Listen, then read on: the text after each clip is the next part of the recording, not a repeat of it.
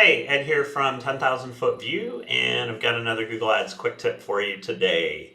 Just before I jump in, a reminder to please like our content and subscribe to the channel. We post about Google Ads at least once every week.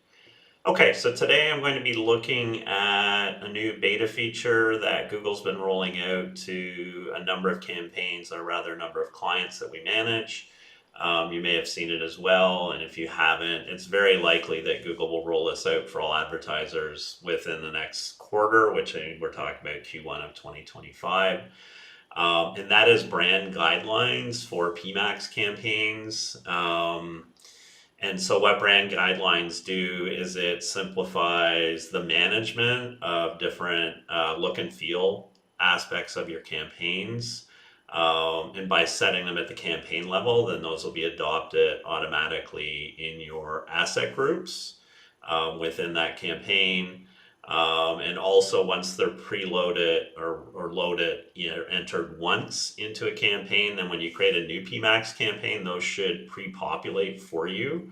I have not been able to replicate that yet just because we haven't seen the feature enough in enough accounts that, I've created a new PMAX campaign and seen that actually work. But I will trust Google when they say that happens. Okay, so to get into brand guidelines, you're just going to open your PMAX campaign settings. You're going to scroll to the bottom, and it's going to be the last line item right before additional settings. You should see it there.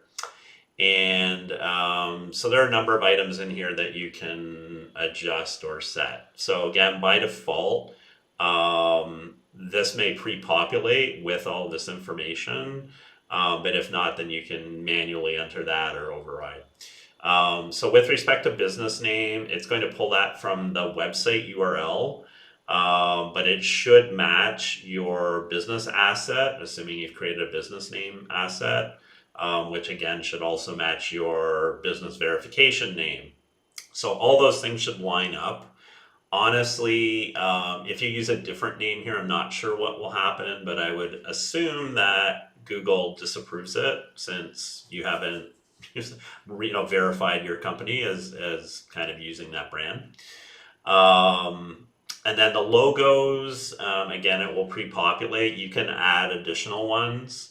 And just something to be aware of with logos and any images is that Google will sometimes crop them, and you will not see that unless you go to edit them after adding them, and then you will see how Google has cropped them, and you can either remove those ones that don't make sense or redo them. And that's logos. And then custom colors is the next item. And again, these should preload from your website domain. If you don't like them or if they don't preload, you can set those manually by entering the hexadecimal codes corresponding to those colors. And you'll see that once you've done that, they will highlight the color. And one kind of quick tip on that, if you want to pull colors from your website, but you're not sure what those hex codes are, you can use a browser extension called Colorzilla, which allows you to basically just point to and pick colors from your screen and then save those, and then I'll give you the hex to paste in here. I use the tool all the time for landing page design and things like that. And then the last one is the font. And again, this should preload based on your website domain. But if it doesn't, you do have about a dozen different fonts that you can choose from manually. And yeah, so that's basically it for this.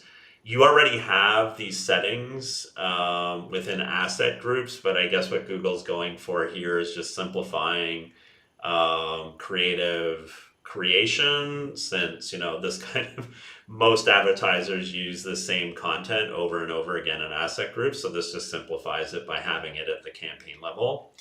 And then again, when you create additional PMAX campaigns, this should preload, but I believe that will only work if you use the same target domain as in the other PMAX campaign.